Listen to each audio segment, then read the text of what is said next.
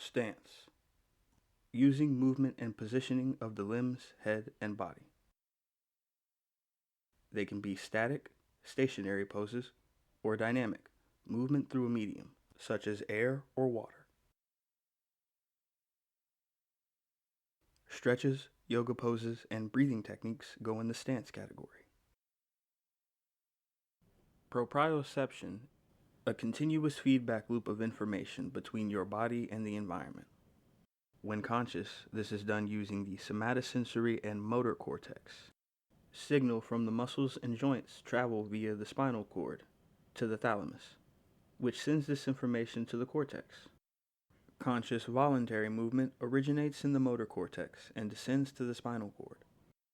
When done unconsciously, this information is communicated to the cerebellum, which is also responsible for fine motor control.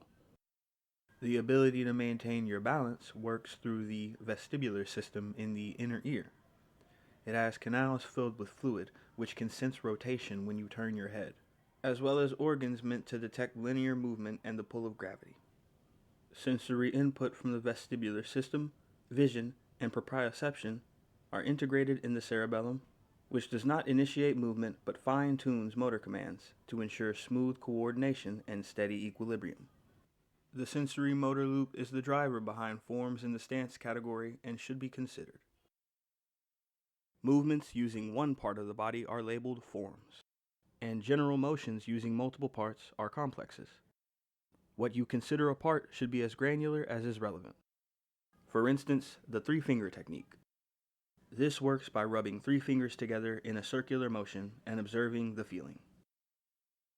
Simple, but the use of both movement and external sensory information makes this a dynamic form. The movement is a stance, and the feeling of friction takes place in the body, making this a combination. This form uses three fingers, so you may consider the stance portion a complex when viewed individually. Everything matters. Each finger characterizes a different aspect of the influence on your senses, and there are hand stances where this comes into play more heavily. In this example, the rub, or the meeting of the first two fingers, is the simplest unit of the form. The number of possible stances is great. Yoga, dance, and martial arts are all good sources for ideas.